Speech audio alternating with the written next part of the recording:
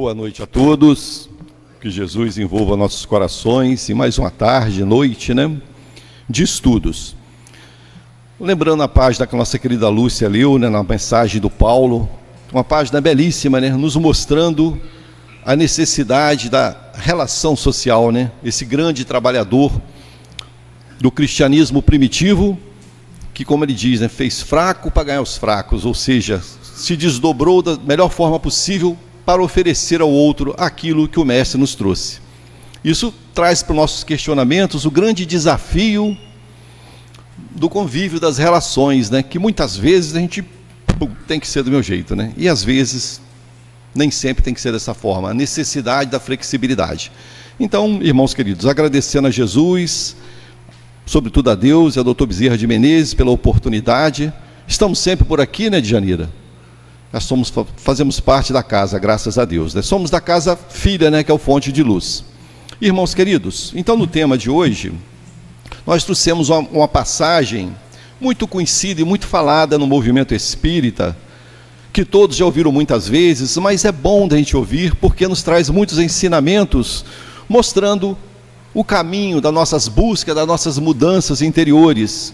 Sabemos que no mundo de provas e expiações somos visitados constantemente por diversas lutas, diversos desafios, onde ainda nossas paixões são muito fortes e muitas vezes sucumbimos às coisas do mundo, os prazeres muitas vezes fáceis, e nós sabemos que os prazeres muitas vezes fáceis, os ambientes que muitas vezes por invigilância nós frequentamos, fragiliza, digamos assim, as fibras da alma, ou seja, nós às vezes perdemos o pique, às vezes temos até muitos de nós uma condição financeira boa, recursos, mas às vezes estamos vazios e sem vontade. Então, o cuidado, a nossa vigilância, o que andamos fazendo, que tipo de coisa estamos praticando, que ambientes viciados muitas vezes desenvolvem em nossos corações essas fragilidades, que nós perdemos a vontade, como Leon Denis fala tão bem no livro O Problema do Ser e do Destino, a vontade que é uma das potências da alma. Então ficamos fragilizados, só costumamos muitas vezes buscar só o lazer, os prazeres fáceis e fugidios, porque esses prazeres fáceis passam rápido. Às vezes adentramos em hábitos de gastar exageradamente em coisas simples, para nos dar uma compensação, para tentar preencher o vazio interior, e não preenche. Então, diante desse cenário que nós abrimos, iniciamos, vamos lembrar de Maria de Magdala, que é uma passagem belíssima e muito conhecida, que está inserido dentro dessas primeiras palavras que eu trouxe aos senhores e às senhoras. Nos conta Humberto de Campos, no livro Boa Nova, lição número 20, e também Divaldo Pereira Franco traz também essa mesma história de maneira belíssima. E nos conta que na cidade de Magdala tinha uma jovem muito bela, Maria Madalena, que ficou com o apelido, digamos assim, do nome da cidade, Maria de Magdala. E os estudiosos, Humberto de Campos nos conta, e nós pesquisando sobre a região, mostra que naquela época, no tempo que Maria viveu ali, encarnada, era um ambiente muito propício ao comércio, aos prazeres. Viajantes vinham de todos os lugares, era um ponto comercial muito importante para a região. E um clima, da região quente, um clima muito bom. Nos conta, Humberto de Campos diz aqui nessa leitura, que até Cleópatra, na época dela, ia passar às vezes férias nesse ambiente, em busca daquele clima. Então era um local muito agradável, de muita beleza. Maria de Magdala cresceu nesse ambiente e se tornou, pela sua beleza, uma beleza exuberante que é colocado para nós no Evangelho, é colocado para nós em diversas leituras que fala sobre esse personagem da história. Era uma beleza ímpar naquela região, era muito bela.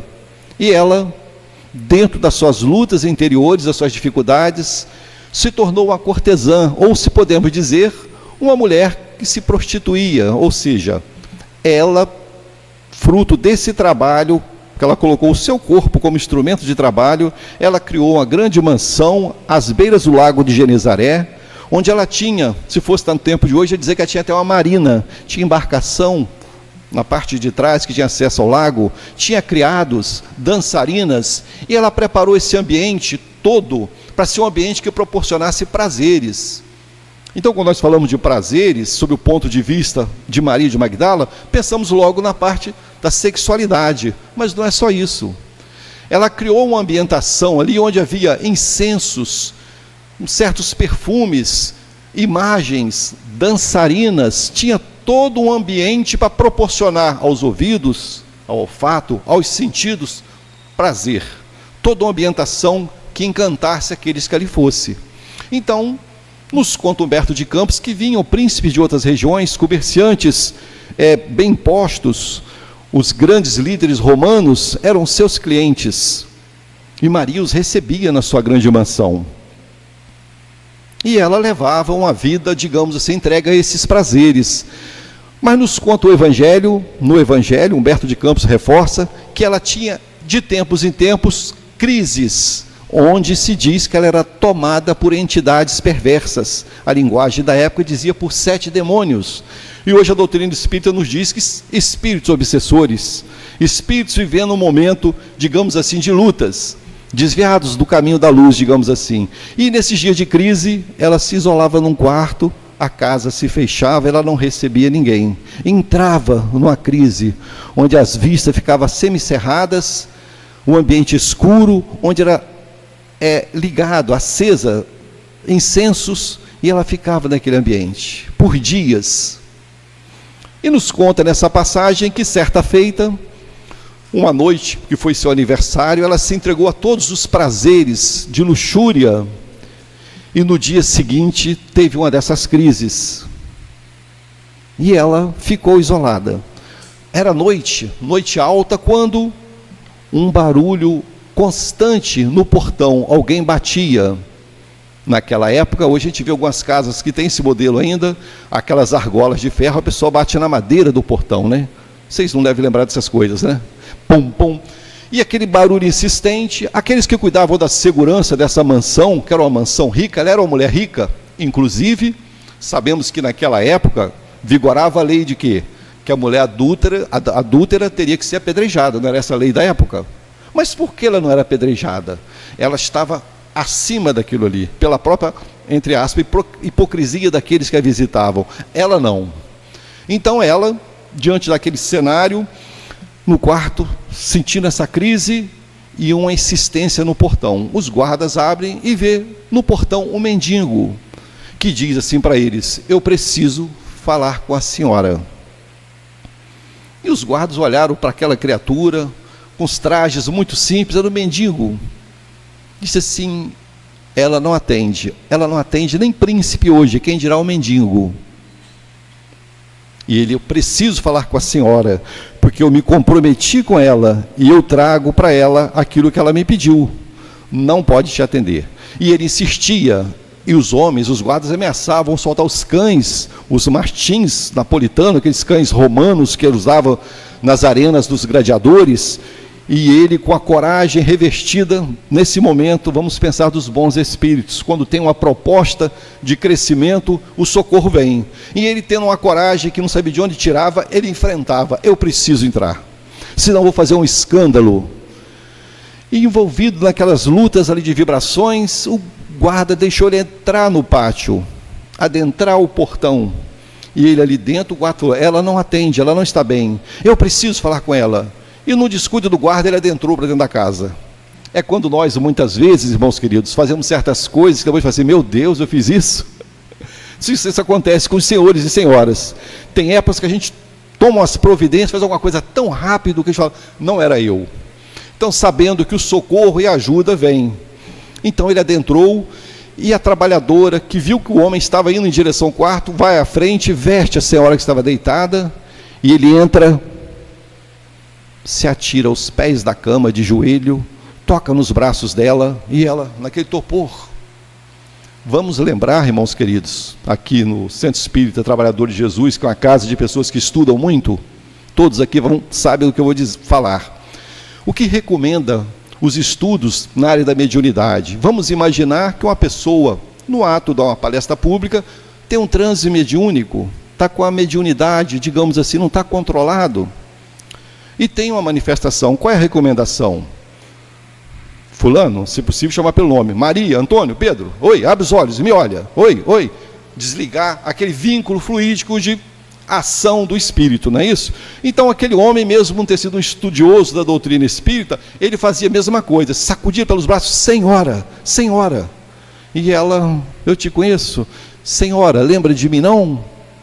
Eu sou aquele homem que, quando a senhora passava numa videira sendo transportada, eu me atirei à frente e pedi uma moeda, que eu iria de encontro ao mestre. Eu mostrei que eu tinha lepra, eu estava tomado de pústulas, e eu precisava de ajuda para poder me alimentar ao longo da viagem. E a senhora me jogou uma moeda de ouro e disse: se encontrar o Messias, venha me avisar. Senhora, eu o encontrei. Olha, abriu a roupa, eu estou curado. Ele lavou as lepras do meu corpo, eu estou curado. E ela olha para ele meio desanimada ainda sobre aquela ação espiritual e diz assim: ele não vai me atender, ele não vai me receber. Aí, lembrando, irmãos queridos, as nossas lutas interiores com as nossas próprias culpas, né?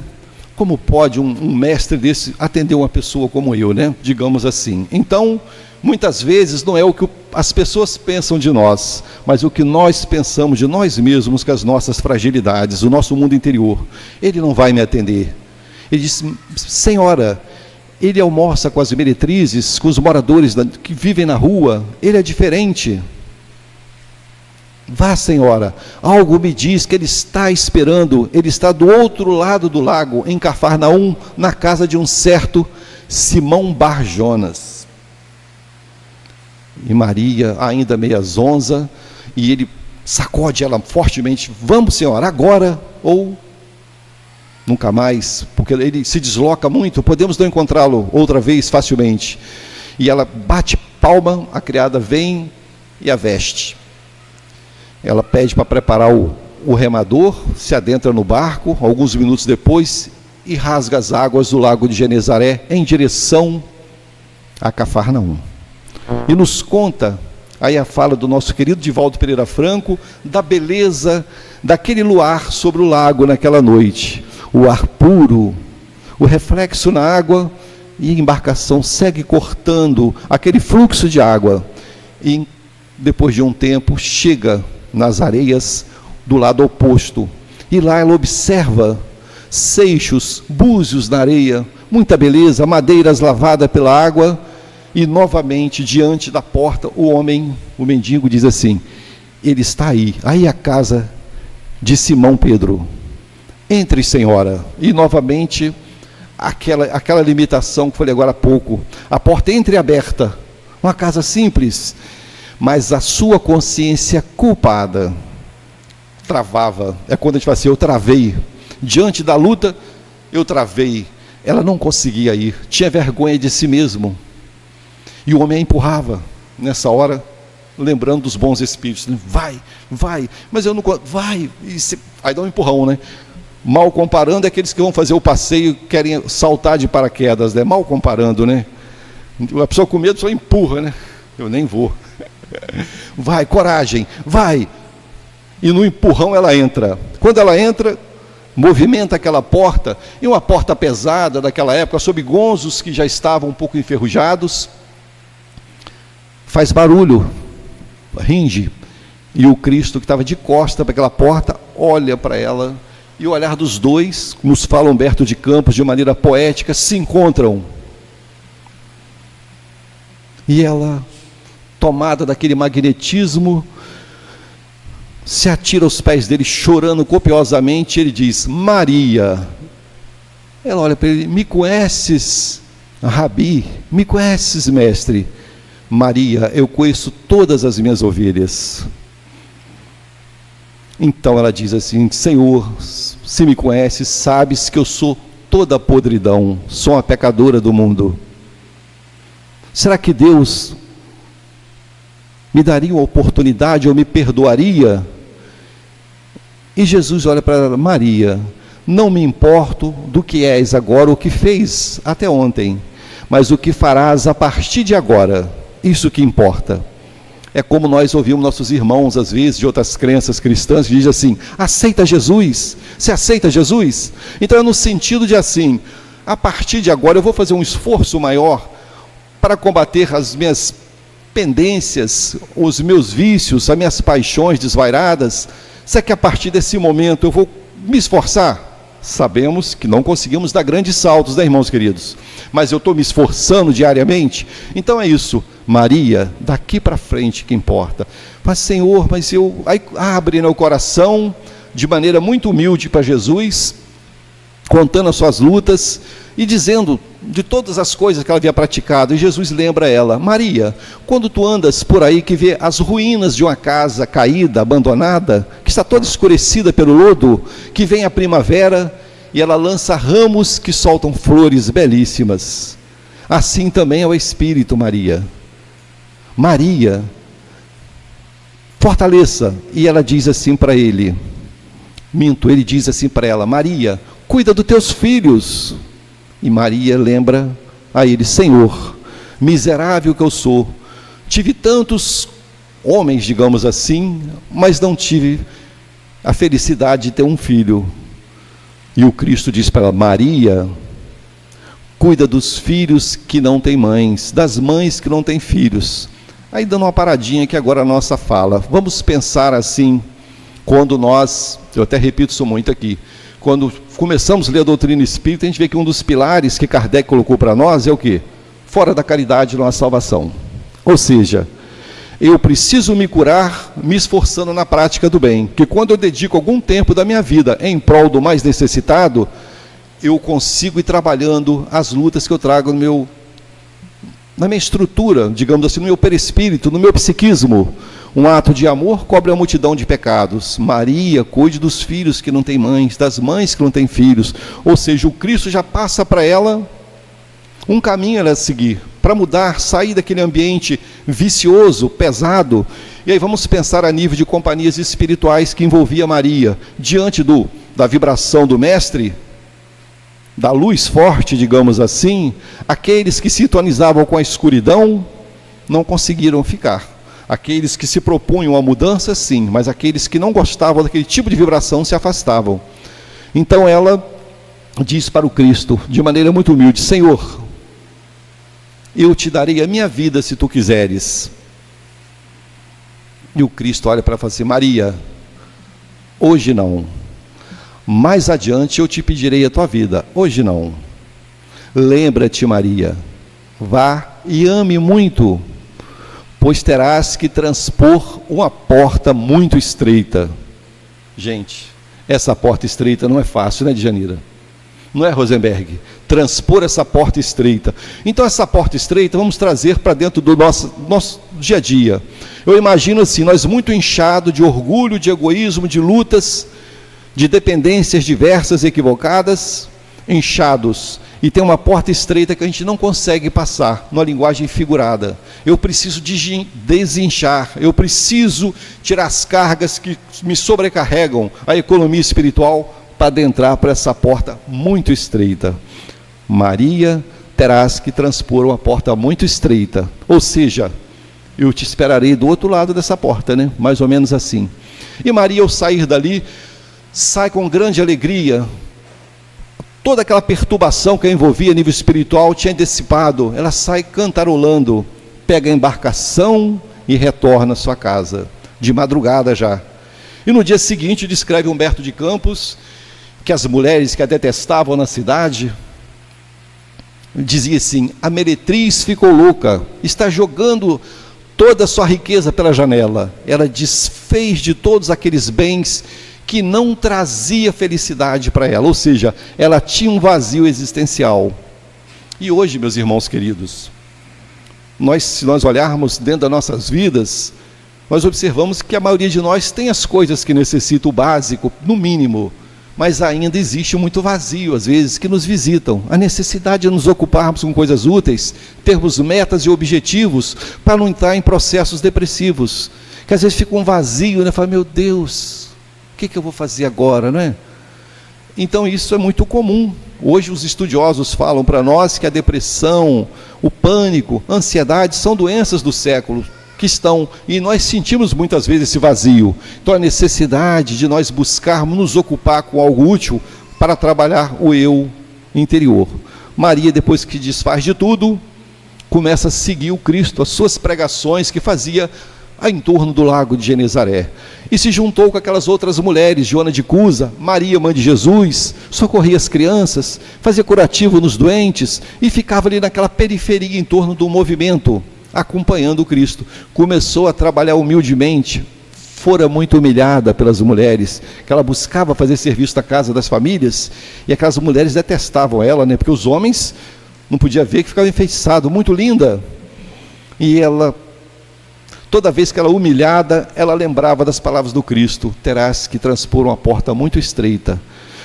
E ela permanecia. E o tempo foi passando, Maria naquelas lutas, trabalhando, acompanhou a crucificação do Mestre, seguiu aquele cortejo, onde muitos dos homens, dos discípulos não foram, ficaram amedrontados. Ela foi junto com Maria, mãe de Jesus, seguiu passo a passo, acompanhou de perto toda a agonia, a luta do Mestre, em grande sofrimento, sem compreender bem o porquê daquilo, um homem que só fazia o bem.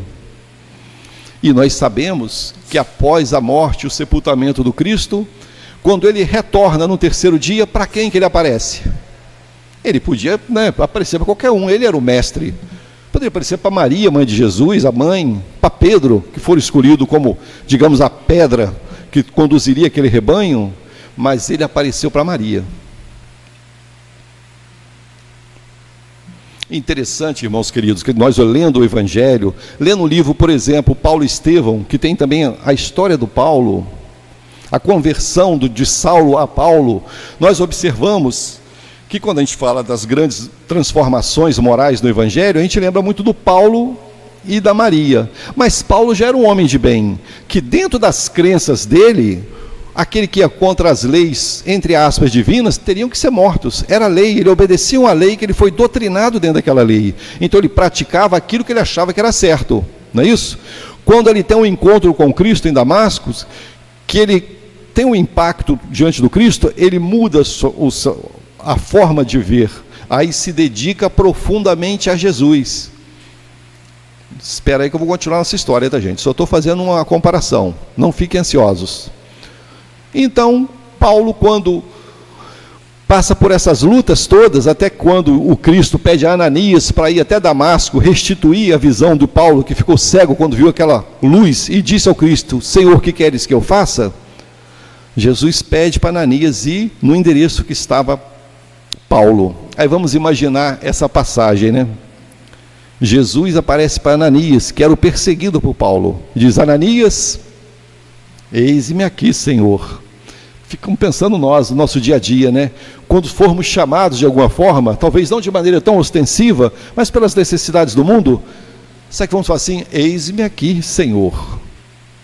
Às vezes uma madrugada, né? Às vezes um dia de chuva. José Lopes, eis-me aqui, Senhor, em que posso ser útil? Então, Ananias diz ao Cristo nessa época: Senhor, esse homem é um perseguidor de cristãos. Ananias, com minhas palavras, tá, gente? Esse é o vaso que eu escolhi, é o vaso escolhido, que muito irá penar por mim, pela doutrina. E como Paulo sofreu, né, gente? Todos aqui já leram Paulo e Estevão? Alguém não leu? Gente, eu, sinceramente, eu desafio a quem não leu, ler e não chorar. Que história. Primeira história começa, a gente quer matar o Paulo, que ele começa a perseguir os cristãos, né? O Estevão que é apedrejado, a gente quer esgoelar aquele homem. Depois que ele passa por todas as humilhações, as dores, a gente tem vontade de chorar. Então, voltando nessa comparação de Paulo e Maria. Então, Paulo era um homem que seguia a lei, sempre seguiu. Maria não, era da vida do mundo, aos excessos de toda ordem. Ela teve uma transformação moral gigantesca. Saiu, entre aspas, do lodo para águas límpidas. E isso teve ou seja, represar, conter muitos impulsos. Que nós sabemos, se hoje somos viciados, por exemplo, em uma bebida alcoólica, no cigarro, ou no sexo em desequilíbrio, para cortar isso de um dia para a noite não é fácil. Estamos habituados. E essas coisas, como eu falei no começo, vai afrouxando as nossas resistências, nossas fibras morais. Então, para você fazer alguma coisa grandiosa, um esforço maior, você está muito digamos assim, com essas fibras afrouxadas. E nós sabemos que no mundo, nós temos que nos esforçar. Se nós trabalhamos numa empresa, nós temos que dar um resultado. Temos nossos filhos, nós temos que cuidar, dar conta de abastecer nossa casa com alimento, plano médico, o que nós pudermos dar. Então, existe um esforço constante. Que então adianta falar assim, não aguento, estou mole, não quero mais. Não tem jeito, temos que fazer. E quem tem filho, neto, sabe que independente da idade, não deixa de ser filho e neto. Nós vamos sempre dentro das possibilidades de ajudar. Então, essa força interior que nós, principalmente as mães, têm de maneira brilhante, o homem também tem, mas a mãe muito mais, é uma força que nós temos que tirar. Então, diante dessas lutas de Maria, desses trabalhos difíceis, quando ela foi discriminada de maneira tão terrível por todos, e o Cristo aparece para ela, e ela chega, vá Maria, e avise aos discípulos que eu voltei. E ela sai em disparada, e chegando, diz que chegou ofegante, né?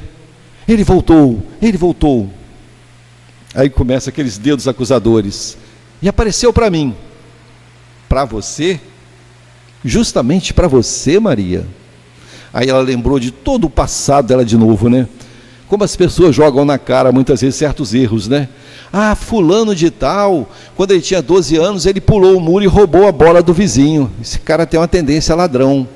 Já passou 20 anos, o cara está trabalhando e tudo, e fica aquela coisa, né?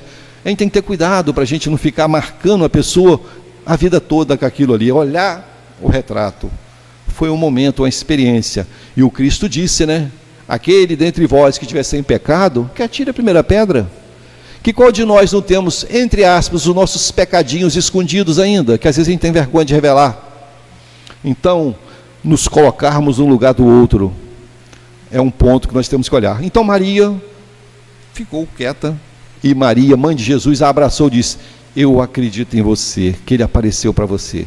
Aí depois tem as passagens que o Cristo aparece em Emaús, para alguns discípulos, em outros lugares, e finalmente aparece para Tomé, que questionou quando Maria falou que ele tinha voltado, né? Eu só acredito se eu tocar nas chagas dele. Alguém aqui é Tomé também? Porque quando nós começamos a estudar muito, estava até conversando com a Lúcia agora há pouco, a gente fica muito, não sei se é cético, seria a palavra certa, mas a gente fica muito querendo coisas muito contundentes, né? A gente ouve uma mensagem, a gente questiona. Kardec diz que a gente tem que questionar todas as coisas de maneira segura, né? Então a gente não se deixa levar por muitas fantasias. Claro que a gente tem que ter o ponto de equilíbrio, não é isso? Porque a sensibilidade que nos visita em alguns momentos é algo muito discreto. A tal forma que há muitos médios de incorporação, por exemplo, psicofonia, que às vezes fala assim, meu Deus, eu converso com muitos, né? Eu falo, e aí? Eu não sou. Como é que é isso, hein? Fala, Lopes, eu não tenho certeza, rapaz, eu não sei se é minha cabeça, ou se realmente aconteceu, que é algo sutil, para alguns casos, naturalmente, outros são muito ostensivos, mas para a maioria é muito sutil, e dá margem para a pessoa, foi ou não foi, não é isso? Então, voltando à nossa querida Maria, diante desse grupo de pessoas, Tomé questionou, né? Eu só se tocar chagas. E o Cristo, quando aparece, fala, Tomé, toque as chagas. Tomé, bem-aventurado aquele que não viu e creu, e pôde crer sem ter visto. Então nós hoje, não sabemos na época do Cristo, se nós estivemos lá também com ele, naquela caminhada. Espero que ninguém tenha jogado pedra no Cristo aqui, que esteja aqui, né? Creio que não, né? Olhando assim a vibração do povo, de jeito nenhum. Então, o Cristo Tomé toca e certifica de Jesus. E Jesus, depois de um tempo, retorna à casa do Pai, digamos assim, e os discípulos começam naquele momento de separarem, né? Uns foram para um lugar, outros foram para outro, foi se associando aquele grupo. E no final fica só Maria e Pedro junto na praça, assim, digamos, no lugar. E Pedro disse para Maria, Maria, eu vou retornar para Jerusalém, para a casa do caminho, vou ficar com Tiago. E ela olha para ele e fala assim, Pedro, deixa eu ir com você, para trabalhar e ajudar. Maria, és mulher. Ou seja, o que os outros vão dizer, eu estou andando com a mulher aí, uma mulher com o histórico dela ainda, né? E ela novamente lembra de Jesus, né? Lembrando das lutas, da necessidade de ela lutar com todas aquelas discriminações. E Pedro segue, ela se vê sozinha, na luta, trabalhando, tentando se manter. E um dia, ela sai à beira do lago de Genezaré, lembrando de Jesus, quando caminhava por ali. As suas palavras suaves, o teu toque de amor. E ela estava faminta, não tinha o que comer naquele momento. Ela observa, naquele vazio que estava, ela ouve um barulho à distância que se aproximava e vê um cortejo de pessoas batendo matracas, madeira uma na outra, fazendo um barulho que a lei dizia que quando os leprosos fossem aproximar de algum lugar, eles tinham que avisar para as pessoas saírem de perto para não contaminar, ou sair de onde está vindo o vento, para não vir pelo vento, nenhum miasma, digamos assim. Eles tinham que avisar que estavam passando. E ela vê aquele cortejo, velhinhos, crianças, alguns em montaria, outros a pé. E ela era a única que estava ali. Chegam para ela, passa por ela e ela pergunta: para onde vais? E eles respondem: viemos em busca do Messias, que soubemos que ele está curando lepras, viemos buscar o socorro com o mestre. Ela diz: ele já se foi. E conta o que aconteceu com ele. E vê a desilusão daquele grupo que vieram de terras distantes.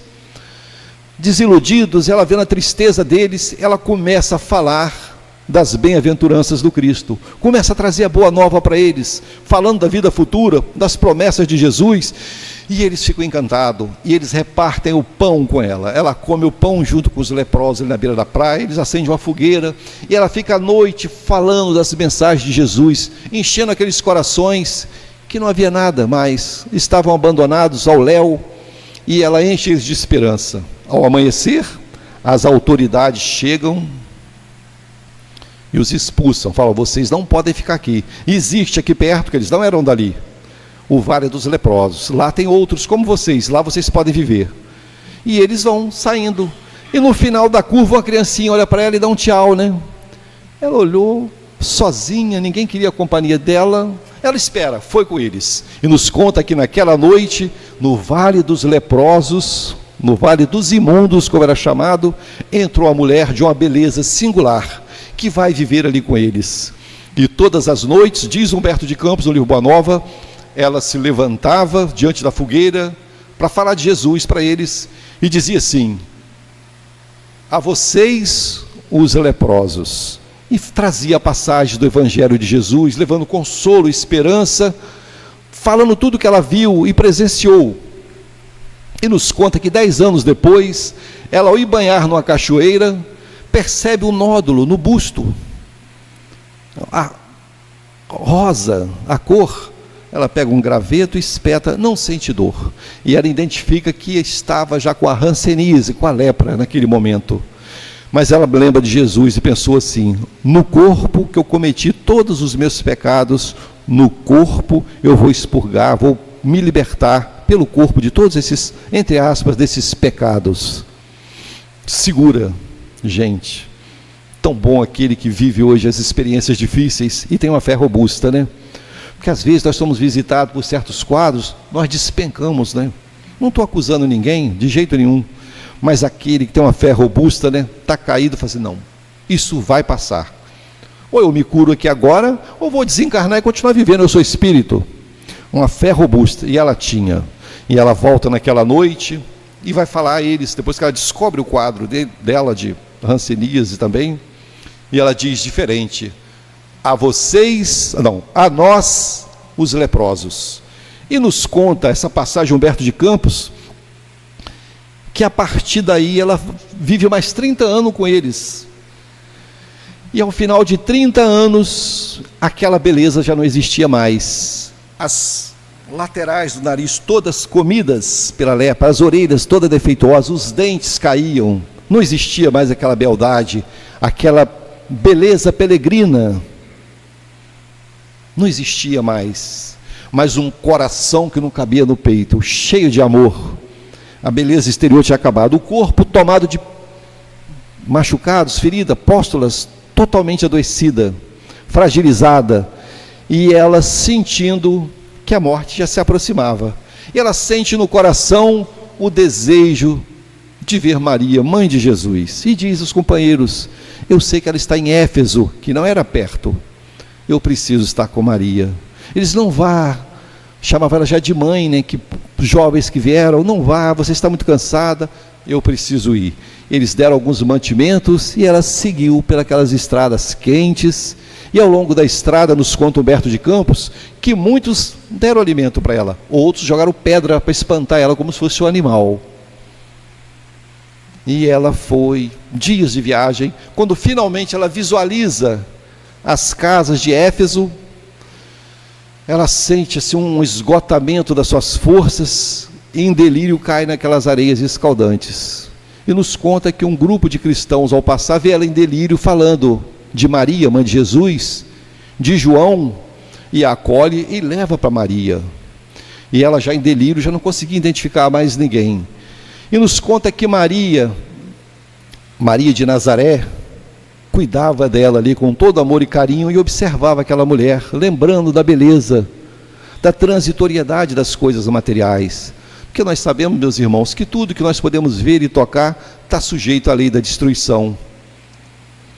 Então Maria olha e lembra de toda a história dela, de conquista, de lutas, de renovação, envolvendo ela, e nos conta que de muitas noites de febre, ao final de uma noite, ela tem um tremido forte e se desprende do corpo. O desencarne acontece. Os laços que aprendia o corpo se rompem, e ela se vê flutuando. Todo mundo pensou que como é que vai ser o desencarne, né, gente? Se vai flutuar, como é que vai ser, né?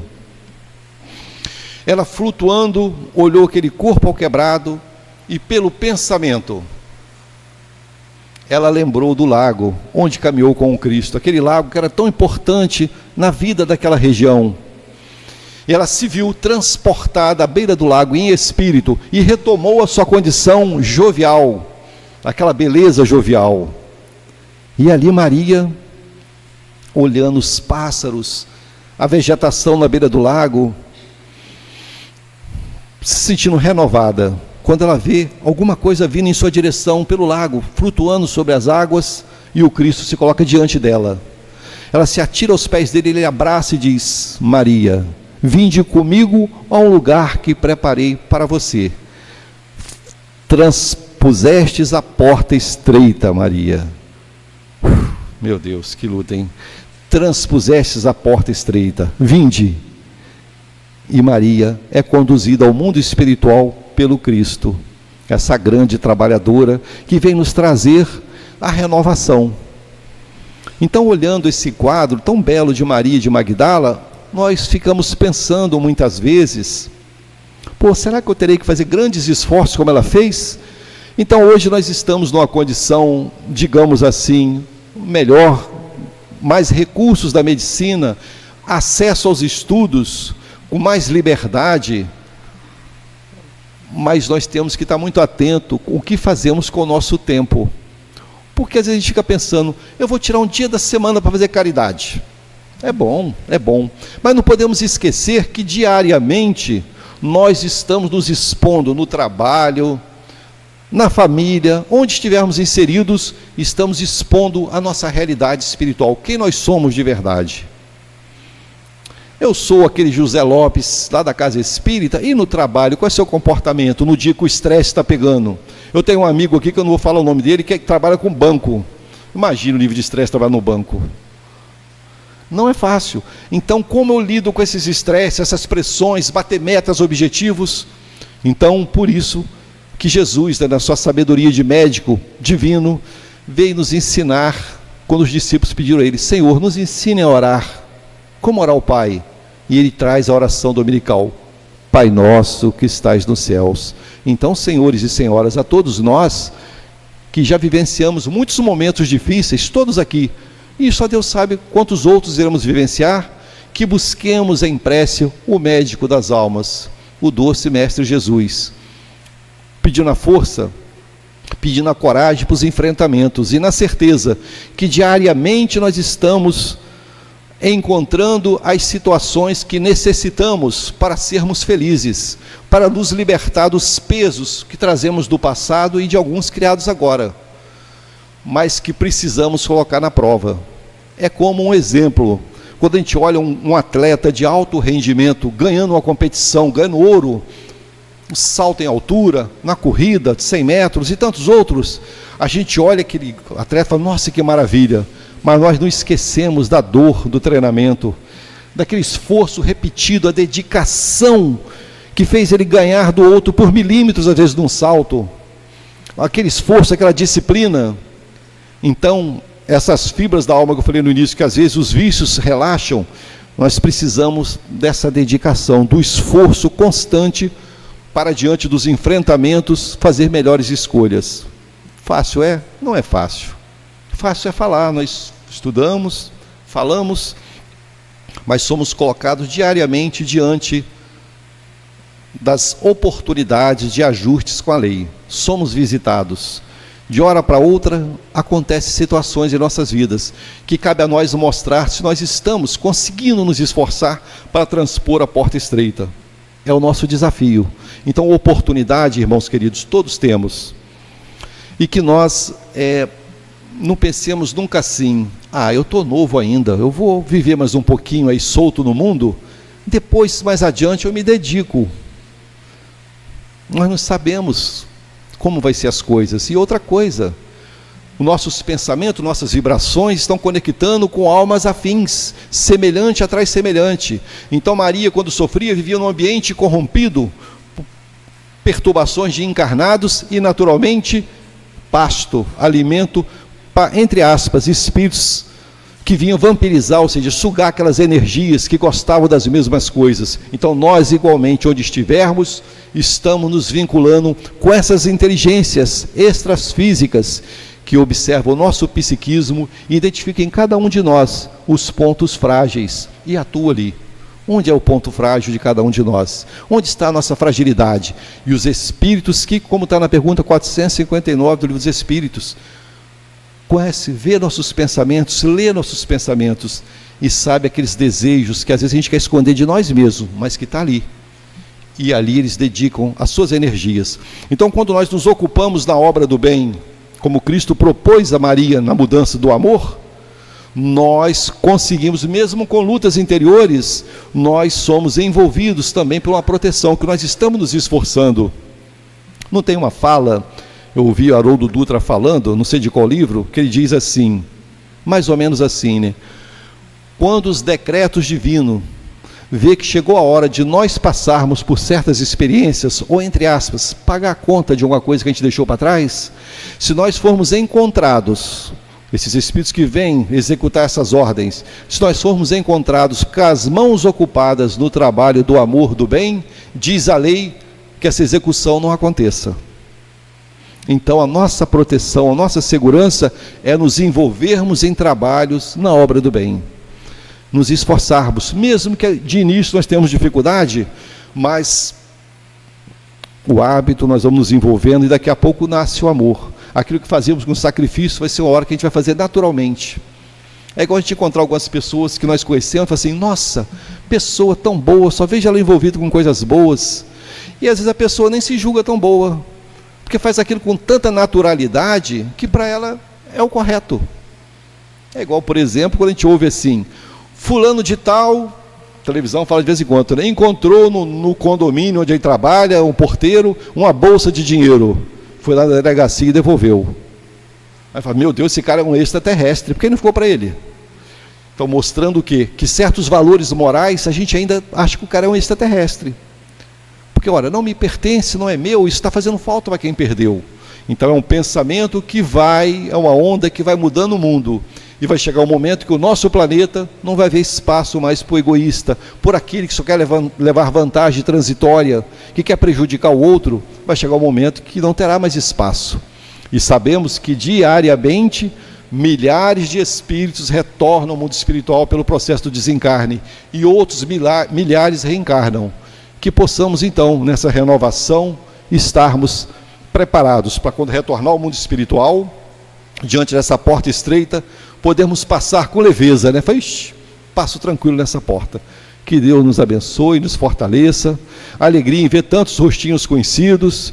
Vejo que eu tenho aqui apoio lá do Fonte de Luz, que vem me dar apoio aqui também. Tem o nosso querido Mergulhão que está aí, amigo querido que vem me dar apoio, e outros rostinhos amigos que estão sempre conosco, né? Alegria ver meu amigo Rosenberg aqui, que eu não vi há algum tempo, e graças a Deus, que Jesus nos fortaleça.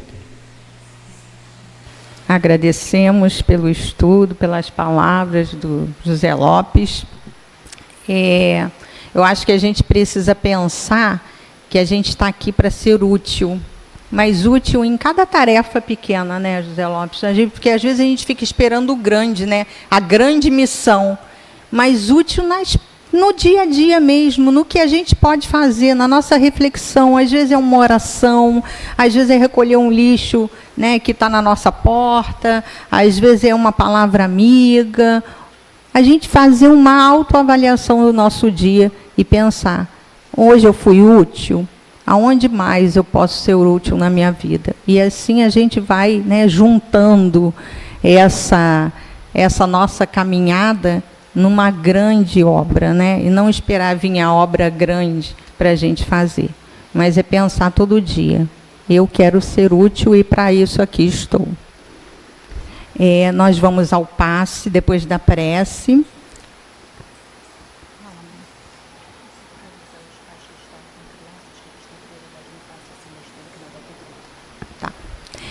Fui avisada que a gente não tem grita, né, esse mês ainda, mas os pais que estão com crianças na palestra têm prioridade de entrar no passe primeiro, tá bom? Pode ficar aqui no início. Então, nós vamos seguir por filas, as crianças e os pais entrarão primeiro e seguiremos por fila conforme o número de passe. Quem quiser conversar, bater um papo, vamos usar a cantina, que tem bastante coisas gostosas, e deixar o salão para o trabalho que continua com a espiritualidade. Tá bom? Boa noite para vocês, e o Lopes vai fazer a prece. Então, amigos queridos, convidando a todos para unirmos o pensamento a Jesus, aos bons espíritos. Divino Mestre e amigo, te agradecemos, Senhor, pela alegria de nos reunirmos com tantos corações amigos. Agradecendo aos bons espíritos pelo amparo, pelo apoio durante a exposição. E sabendo, Senhor, que nesse momento onde nos reunimos em Teu nome, a ação do tratamento espiritual acontece entre nós, bons espíritos aqui vêm. E muitas vezes, Senhor, curas acontecem sem que nós saibamos. Nos ajude, Senhor, a controlar nossos pensamentos, que muitas vezes seguem caminhos que não deveríamos mais permitir. Nos ajude no trabalho, para que possamos aprender a conter nossos impulsos inferiores, Senhor, para não causemos mal ao outro. Nos ajude nessa caminhada e por onde estivermos inseridos, que sejamos multiplicadores do Teu infinito amor. Envolva o Centro Espírita Trabalhadores de Jesus nesse trabalho centenário, Senhor, levando o Evangelho, levando o socorro espiritual. Que a equipe de espíritos ligados a Dr. Bezerra de Menezes, que estão aqui por toda parte, acolhendo, envolvendo, possa fortalecer cada um de nós, Senhor, para que possamos ter o impulso, a coragem de dar um passo à frente e fazer um pouco mais, Senhor. Saímos daquela condição só de assistência e sermos mais ativos no trabalho, na Tua obra de amor. Nos desafiarmos, no bom sentido, de nos ocuparmos com as coisas úteis. Envolva assim, Senhor, a cada um, e que possamos, ao retornar aos nossos lares, levar essa pacificação, esses fluidos de cura aos nossos entes queridos. Agradecemos assim a Deus, a Jesus, e pedimos de nossa parte a permissão para encerrar esse primeiro momento. Graças a Deus.